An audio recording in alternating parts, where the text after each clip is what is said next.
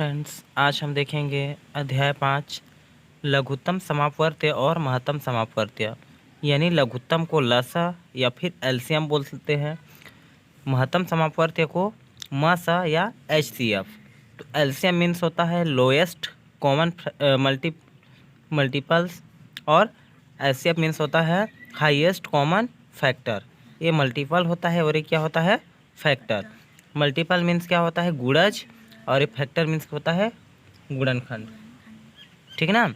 तो हम लोग देखेंगे आज लघुत्तम और महत्तम। तो हम लोग लघुत्तम मीन्स समझ सकते हैं कि लोएस्ट बोल रहा है, यानी कम से कम, यानी जो सबसे छोटी से छोटी संख्या रहेगा वो हम लोग का लघुत्तम रहेगा, और यदि बड़ी से बड़ी संख्या निकालेंगे तो वो महत्तम। तो जो भी संख्या दिया रहेगा उसका हम लोग लघुत्तम और महत्तम ज्ञात करने का केवल दो ही विधि है, एक भाग विधि और एक गुणनखंड विधि। ठीक है। तो भाग विधि अभी हम देखते हैं, दोनों विधि में कोई अंतर खास नहीं है।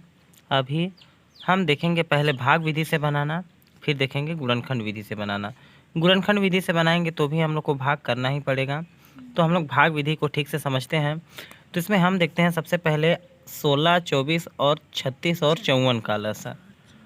किसका किसका देखेंगे, 16, 24, 36, 54 का लसा। तो यहाँ हम लोग देख रहे हैं लसा निकालना है। तो हम लोग को लसा जब निकालना है तो बीच में कॉमन डाल दिए ताकि हम लोग को पता चले कि सब संख्या जो है अलग अलग है। तो लघुत्तम जब भी निकालते हैं तो हम लोग ऐसा संख्या लेंगे जो मतलब सबको काट दे, या फिर कोई बच जाए तो भी हम लोग एक ठो भी कटेगा तो भी ले लेंगे। जैसे देखो, पहले 2 के पहाड़ा से चालू करते हैं। तो 2 अट्ठे 16, 2 एक कम, 2 दूनी 2 एक कम, हासिल एक बचा है और ये 6। तो 2 अट्ठे 16, 2 दूनी 4, एक हासिल, 2 सत्ते 14। अब यहाँ हम लोग फिर ले लेंगे 2 से ही, 2 चौको 8, 2 छिका 12, 2 नवा 18, 2 के पहाड़ा में 27 नहीं आता है तो उतार देंगे। ठीक। अब यहाँ जब हम लोग मस ज्ञात करेंगे तो ध्यान रखना कि यहाँ जैसे 27 से ज़्यादा 2 के पहाड़ा से नहीं गया तो हम लोग यहाँ ऐसा पहाड़ा लेते जो पूरे को एक साथ का विभाजित करता। ठीक ना। लेकिन लसा में अगर एक ठो संख्या भी कट रहा है तो हम लोग ले लेंगे। अगला देखते हैं, 2 दूनी 4, 2 तिहाई 6, 9 नहीं जा रहा है तो भी उतार देंगे इसको। अगला फिर 2 से जाएगा, 2 एक कम, 3 नहीं आ रहा है, ना तो 9 आ रहा है ना तो 27, तो इसको उतारते जाएंगे। अब क्या 2 से लेंगे इस बार, किससे लेंगे, 3 से। 1 का 1, 3 एक कम, 3 तिहाई, 3 नवा 27, फिर 3 से जाएगा एक एक बार में, 3 एक कम 3, फिर 3 तिहाई 9, फिर ऐसे 3 से निकालेंगे 1 1 1, 3 एक कम 3। इसका गुणनखंड अगर हम लोग निकालेंगे इसको बोलते हैं अभाज्य गुणनखंड। क्या बोलते हैं, अभाज्य गुणनखंड। भाग विधि से। कौन सी विधि से, भाग विधि से। तो इसका एक और तरीका था भाग विधि से, पर ये तरीका जो है आसान होता है इसलिए इस तरीके को बता रहे हैं। ठीक ना। तो इसमें गुणनखंड जो है, जैसे 2 कितने बार है, 1 2 3 4, तो 2 को 4 बार, 1 2 3 और 4। 3 कितने बार है, 1 2 3, 1 2 3 आएगा 3। ठीक। जब इस पूरे को हम लोग गुणनखंड करेंगे, गुणा करेंगे, तो हम लोग का आएगा आंसर में 432। आप गुणा करके देख लीजिएगा। अगला देखते हैं हम लोग। पहला देखे भाग विधि, दूसरा देखते हैं गुणनखंड विधि। दूसरा विधि क्या है हम लोग का, गुणनखंड विधि। तो गुणनखंड विधि में भी हम लोग पहले ऐसे निकाल लेंगे, लेकिन इसमें फ़र्क क्या है अभी देख रहे हैं। बना के पहले समझ लेते हैं, इसके बाद देख रहे हैं। 16, 24, 36 और 54, इसका तो निकाल लिए हैं। इस बार देखेंगे 16, 24, 36, 54 का।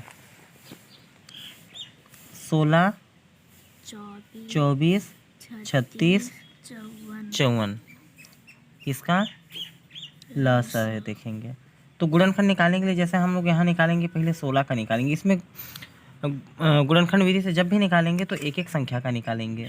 क्या करेंगे, एक एक संख्या का निकालेंगे। जैसे 16 है तो 16 का पहले निकालेंगे।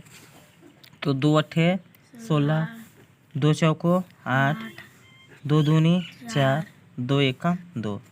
तो 16 का क्या गुणनखंड निकला, यहाँ पास लिख लेते हैं। देखो 1 2 3 4, यानी 2 कितने बार आया? 4 बार। 2 गुणा 2 गुणा 2 गुणा 2, 4 बार आया ना। अब किसका निकालते हैं? 24 का। 24 का निकाल लेते हैं। 2 एक कम, 2 दूनी 4, अब फिर 2 से जाएगा, 2 छिका 12, अब 2 से जाएगा, 2 तिहाई 6, अब ये 3 से जाएगा। अब इसका भी गुणनखंड निकाल लेते हैं।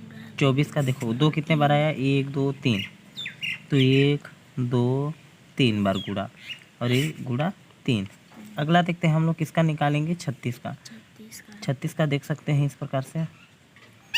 2 एक कम, 2 अठे 16, 2 नवा 18, अभी 3 से जाएगा, 3 तिहाई 9, 3 एक कम 3। अब इसमें देखते हैं 2 कितने बार आया? 1 2, तो 2 2 बार आया। तो 36 के गुणनखंड में 2 कितने बार आया? 2 बार। और 3 कितने बार आया? 2 बार। और 54 का देखते हैं। 54 का निकाल लेते हैं हम लोग खाली जगह पे। 2 के पहाड़ा से पहले 2 दूनी 4, 2 सते 14, अब ये सीधा 3 से जाएगा। 3 नवा 27, 3 तिहाई 9, 3 एक का 3। ठीक, तो 54 का आएगा 2 गुणा 3 कितने बार है? 3 बार। 3 गुणा 3 गुणा 3, ये हम लोग का निकल गया ना। अब हम लोग इसका लसा, अगर सभी का लसा बात करेंगे, यानी ये पूरे का लसा का बात करेंगे, तो इसमें देखो 2 किसके में सबसे अधिक बार आया है? 16 के में ना। 1 2 3 4, तो ये पूरा 4 बार को लिखेंगे। 2 को 2 गुणा 2 गुणा 2 गुणा 2 हुआ ना। अब 3 किसमें सर्वाधिक बार आया है? 54 में। 1 2 3, तो इसको गुणा करके 3 बार लिखेंगे। 3 गुणा 3 गुणा 3, ठीक ना। अभी हम लोग जैसे भाग विधि में निकाले थे, तो देख सकते हैं कि भाग विधि में भी और गुणनखंड विधि दोनों में सेम सेम आया है ना आंसर। तो हम लोग का भाग विधि और जो गुणनखंड विधि है दोनों एक समान है, तो इसमें घबराने की ज़रूरत नहीं है। तो इस प्रकार से हम लोग का आंसर आएगा 432। आपको ध्यान रखना है कि जैसे जब लघुत्तम निकालते हैं तो यहाँ जो 9 है 2 के पहाड़ा में नहीं आता है, फिर भी हम लोग देखो 2 के पहाड़ा से काटे हैं, क्योंकि इसमें छोटी से छोटी संख्या हम लोग को ज्ञात करना है, तो जो संख्या से विभाजित हो रहा है उससे विभाजित करेंगे। लेकिन म सा में ऐसा नहीं होगा। म सा में हम केवल उसी संख्या से विभाजित करेंगे जो पूरे को काटेगा, पूरे को विभाजित करेगा। जैसे ऐसा संख्या लेते कि जो 16 को भी विभाजित करता, 24 को भी, 36 को भी और 54 को भी। अब हम देखेंगे म से निकालना, यानी महत्तम समापवर्त्य, इसको एचसीएफ बोलते हैं, हाईएस्ट कॉमन फैक्टर। तो इसमें हम लोग जैसे जो म से जिस भी संख्या का ज्ञात करते हैं, जैसे कि मान लो हम लोग ज्ञात करेंगे 12 का, 18 का और 24 का, इसका म से ज्ञात करेंगे। तो हम लोग का जो भी म से निकालेंगे तो ऐसा संख्या लेंगे जो तीनों को विभाजित करेगा। अगर तीनों में से किसी एक को विभाजित नहीं करेगा तो उस संख्या को नहीं लेंगे। और इसका जो म से निकालते हैं वो दी गई संख्याओं से हमेशा छोटा रहता है, ठीक ना। तो यहाँ 2 से लेंगे, 2 छिका 12, 2 नवा 18, 2 एक कम, 2 दूनी 4। अब यहाँ 2 से नहीं लेंगे, क्यों नहीं लेंगे? क्योंकि 9 2 से विभाजित नहीं होगा। तो यहाँ 3 से विभाजित करके देखते हैं। 3 दूनी 6, 3 तिहाई 9, 3 चौको 12। अब नीचे में हम लोग देख सकते हैं कि ऐसा कोई भी संख्या नहीं है जिससे हम लोग 2 3 और 4 को एक साथ विभाजित कर सकें। तो हम लोग का महत्तम जो निकलेगा 2 गुणा 3, यानी 2 तिहाई 6। ठीक, तो इस प्रकार से हम लोग जैसे देखें कि जो म सा होता है दी गई संख्याओं से हमेशा छोटा होता है, यानी ये बड़ी से बड़ी संख्या, म सा मीन्स बड़ी से बड़ी संख्या। अगर छोटी से छोटी संख्या ज्ञात करने को बोलेगा तो ल सा, और बड़ी से बड़ी संख्या ज्ञात करने को बोलेगा तो म सा। तो म सा भी ज्ञात करने का 2 ही विधि है। ज्ञात करने की कितनी विधि है? ज्ञात करने की विधि 2 विधि है। पहला विधि कौन सा है? भाग विधि। और दूसरा कौन सा विधि है? गुणनखंड विधि। कौन सा विधि है दूसरा? गुणनखंड। तो पहला भाग विधि देखते हैं। तो भाग भी लगभग सेम ही है। तो भाग विधि में हम लोग देखते हैं 12, 18 और 24 का। तो इसको तो हम लोग देख चुके हैं, तो एक बार फिर से यहाँ डिवीजन कर लेते हैं। 2 छिका 2 नवा, 2 एक कम, 2 दूनी 4, फिर 2 से जाएगा, नहीं 2 से नहीं जाएगा। 2 से क्यों नहीं जाएगा? क्योंकि 3 2 से विभाजित नहीं होगा, तो ये हमारा 3 से जाएगा। 3 दूनी 3 तिहाई, 3 चौको। अब ये जो संख्या है वो किसी से विभाजित नहीं होगा, तो म से निकाल देंगे यहीं। तो 2 तिहाई 6, देखो दोनों में सेम सेम हुआ। अब गुणनखंड विधि से देखेंगे। कौन से विधि से देखेंगे? गुणनखंड विधि से। दूसरा है गुणनखंड विधि। गुणनखंड विधि, तो गुणनखंड विधि से देखेंगे हम, तो इसमें संख्याओं का गुणनखंड निकालेंगे। अब दूसरा विधि देखते हैं गुणनखंड विधि। तो इसमें 12, 18 और 24 का ही निकालना सीखते हैं। तो 12 का जब निकालते हैं हम लोग, तो देखो 2 छिका 12, 2 तिहाई 6, 3 एकम 3। तो 12 का गुणनखंड लिख लेंगे 2 गुणा 2 गुणा 3, 2 गुणा 2 गुणा 3। इसी प्रकार 18 का भी देख लेंगे। तो 2 9 18, 3 तिहाई 9, फिर 3 एकम 3। तो इसका निकला 2 गुणा 3 गुणा 3। और 24 का भी निकाल लेंगे। तो 24 का भी निकाल लिए। तो इस प्रकार से हम लोग निकालना सीख चुके हैं। तो यहाँ हम देखेंगे 16 का 2 गुणा 2 गुणा 2 गुणा 3।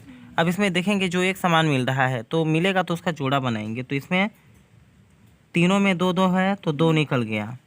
ये अब यहाँ देखो, यहाँ 2 है लेकिन दूसरे वाले में 2 नहीं है, 18 में यहाँ है लेकिन एक ठो नहीं मिला तो नहीं लेंगे। अब 3 देखते हैं।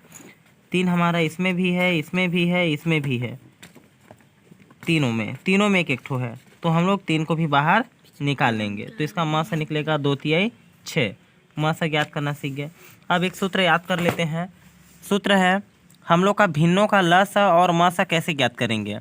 तो भिन्नों का लस जब भी ज्ञात करेंगे तो अंश का लस निकालेंगे और हर का म सा, यानी भिन्न का, यानी भिन्न तो जानते ही हो P/Q अंश और हर के रूप में। तो अंश का लस निकालेंगे और हर का म सा। यदि म सा ज्ञात करेंगे तो अंश का म सा रहेगा। यानी यहाँ ध्यान देना है कि जो लस है, लस अगर पूछ रहा है भिन्नों का तो अंश का लसा निकालेंगे और नीचे में हर का मसा।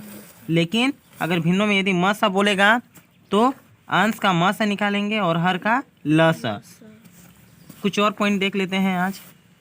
तो इसमें देखते हैं कि यदि अभाज्य गुणनखंड घातों के रूप में है, यानी जो घात के रूप में रहेगा, तो लसा जो है अधिकतम घात वाला जो संख्या रहेगा वो हम लोग का लसा रहेगा। जैसे कि यहाँ 3 की घात 8, 3 की घात 7, 3 की घात 6। तो इसमें बड़ा घात कौन सा है? 8। तो ये हम लोग का 3 की घात 8 लघुत्तम हो जाएगा। अगर हम लोग म सा ज्ञात करेंगे तो इसमें जो छोटी संख्या है वो महत्तम बनेगा। तो यानी ये जो 6 है वो हम लोग का 3 की घात 6 वाला महत्तम बनेगा। इसके बाद एक और पॉइंट देख लेते हैं कि अभाज्य संख्याओं का म सा 1 होता है। यानी 2 अभाज्य संख्या कोई भी ले लो, जैसे मान लेते हैं 2 गुणा 3, यानी इसका अगर म सा निकालेंगे तो 2 का और 3 का दोनों का म सा 1 निकलेगा। कैसे निकलेगा यहाँ से निकाल के देख सकते हैं, केवल 1 के ही पहाड़ा में जाएगा। ठीक, अगला देखते हैं 2 या 2 से अधिक संख्याओं का म सा उन संख्याओं से बड़ा नहीं हो सकता। यानी इसको तो हम लोग पहले ही बता चुके हैं कि जो भी संख्या का म सा निकालेंगे, जो संख्या दिया रहेगा उससे बड़ा नहीं होगा। तीसरा में यदि हम लोग का एक संख्या दूसरी संख्या का गुणनखंड है तो छोटी संख्या स्वयं ही म सा होगी। यानी बोल रहा है कि एक संख्या दूसरी संख्या का गुणनखंड रहेगा, यानी पहला संख्या हम लोग का दूसरा का गुणनखंड रहेगा, तो जो संख्या छोटा रहेगा वो हमारा क्या रहेगा? म सा रहेगा। और 2 असहभाज्य संख्या, 2 असहभाज्य यानी एक हम लोग का भाज्य संख्या और एक अभाज्य हो तो उसको असहभाज्य बोलते हैं, तो उनका गुणनफल होता है। जैसे अगर यहाँ पास बोलेंगे 5 और 6 का, तो इसका हम लोग का गुणनफल होगा 30, यही इसका लसा होगा। इसके बाद यदि हम लोग का एक संख्या ज्ञात करना रहेगा या दूसरी संख्या, तो उसके लिए सूत्र रहेगा पहली संख्या गुणित दूसरी संख्या बराबर लसा गुणित म सा। इसमें हमारा 4 सूत्र बनेगा। एक पहली संख्या ज्ञात करना रहेगा, दूसरी संख्या, तो इस सूत्र को हम लोग लिख लेते हैं। तो हमारा सूत्र है पहली संख्या गुणित दूसरी संख्या बराबर ल सा गुणित म सा। यदि हम लोग को पहली संख्या ज्ञात करना रहेगा, कौन सा संख्या? तो दूसरी संख्या बट्टे में चले जाएगा, क्योंकि गुणा में है तो वो भाग में चले जाएगा। तो दूसरी संख्या और ऊपर में क्या बच जाएगा? ल सा गुणित म सा, ल सा गुणित म सा, यहाँ सा जोड़ लें। अगर दूसरी संख्या भी ज्ञात करेंगे तो सेम वही रहेगा। दूसरी संख्या भी ज्ञात करेंगे तो ऊपर में ल सा गुणित म सा और बट्टे में यही रहेगा। जैसे दूसरी संख्या यहाँ दिया है तो यहाँ पहली संख्या रहेगा। जो संख्या ज्ञात कर रहे हैं वो संख्या को छोड़कर, यानी जैसे यहाँ पहली संख्या ज्ञात की तो नीचे दूसरी संख्या, अब यहाँ दूसरी संख्या ज्ञात कर रहे हैं तो नीचे पहली संख्या। अब यदि हम लोग को म स और ल स ज्ञात करना रहेगा, तो यदि मान लेते हैं हम लोग को ल स ज्ञात करना है, तो हो जाएगा पहली संख्या गुणित दूसरी संख्या बटे ल स ज्ञात कर रहे हैं तो यहाँ म स होगा। यदि म स ज्ञात कर रहे हैं तो हम लोग का वही होगा पहली संख्या गुणित दूसरी संख्या बटे ल स। तो ये चारों सूत्र को याद करना जरूरी है। इसी से संबंधित प्रश्न आगे